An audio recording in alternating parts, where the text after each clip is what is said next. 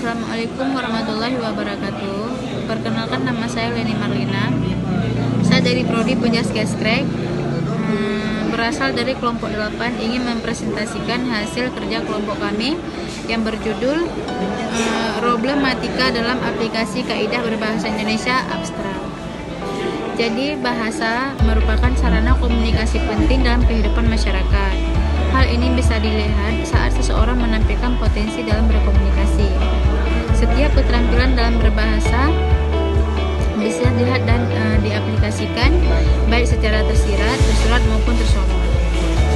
Keterampilan seseorang dalam menggunakan kaidah yang baik dan benar dapat dipantau dari 4 keterampilan, yaitu membaca, menulis, berbicara, dan menyimak.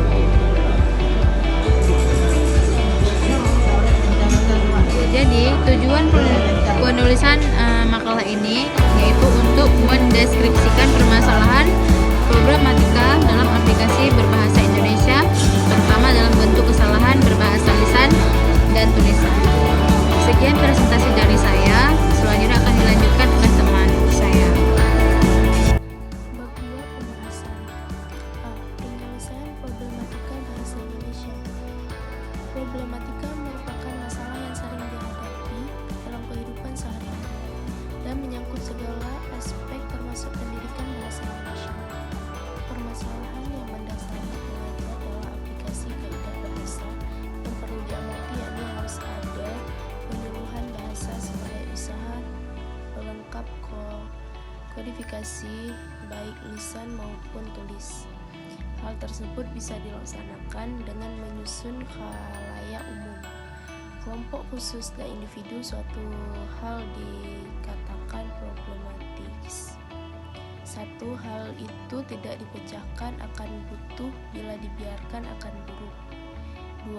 Penyelesaian selalu datang di akhir. Perlu pencegahan dalam arti hal baik apa secara makro dan makro yang perlu dipecahkan.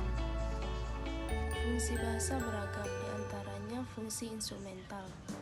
Di dalam bahasa itu sendiri yang mengacu pada tingkatan dan menggerakkan yang menyebabkan suatu peristiwa terjadi. Fungsi ideologi dan interaktif, berkaitan dengan ideologi bahasa dalam interaksi penutur bahasa. Aplikasi kaidah bahasa Indonesia sesuai IUD.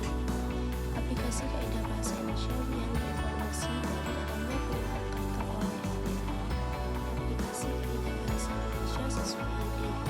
Aplikasi kaidah bahasa Indonesia bisa dievaluasi dari adanya penggunaan kata oleh penutur yang mengalami kesalahan dan kekeliruan dalam komunikasi.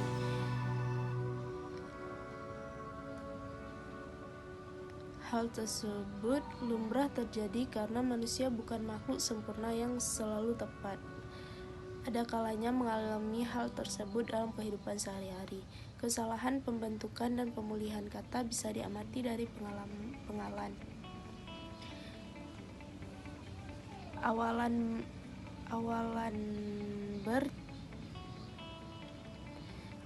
ber contohnya sampai jumpa lagi. Itu salah.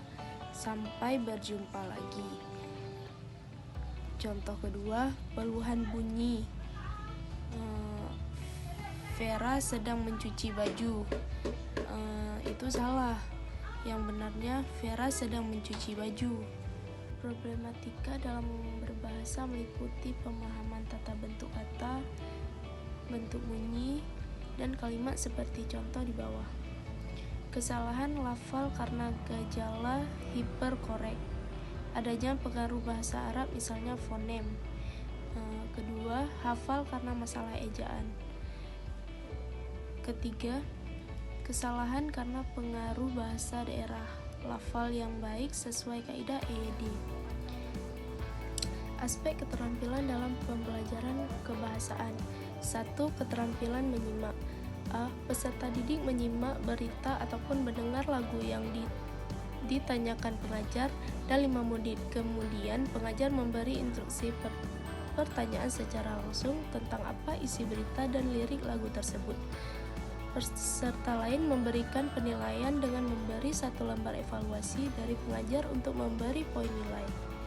B. Peserta didik ditugasi merekam berita selama 30 menit dan membuat video tentang tema tersebut.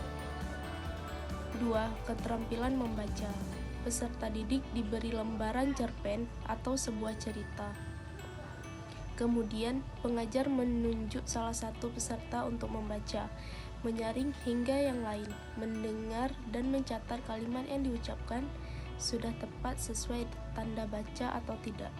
B. Pengajar memberi tugas kelompok untuk meresensi buku ilmiah dengan membuat mapping dengan ringkasan yang tepat. 3. Keterampilan menulis. Pengajar memberi tugas individu peserta didik untuk membuat karya ilmiah sesuai dengan penggunaan EYD dan sistematis dalam menggunakan bahasa Indonesia yang baik dan benar. B. Setiap individu diberi tugas untuk menulis sebuah wacana dan membuat buku, mencari berbagai sumber referensi, kemudian menulis kembali dengan bahasa sendiri sesuai konteks kebahasaan EYD. Assalamualaikum warahmatullahi wabarakatuh. Perkenalkan, nama saya Hanifah Farasya. Saya ingin menyimpulkan kesimpulan dari kelompok kami.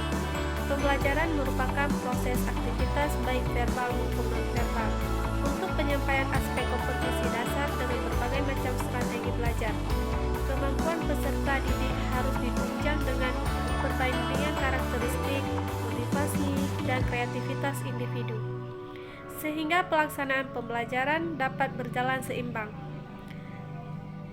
Hal yang terpenting adalah sistem pengajaran melalui proses secara formal, tetapi juga berdasarkan proses belajar yang dapat dari hasil pengalaman, dan ditambah dengan penemuan-penemuan inovasi baru dalam proses pembelajaran.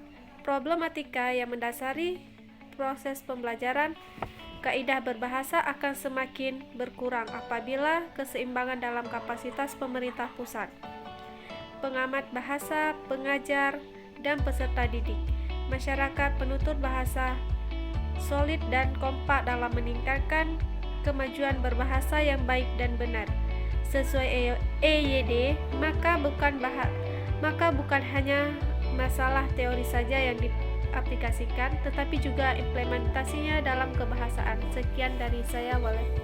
Wassalamualaikum warahmatullahi wabarakatuh.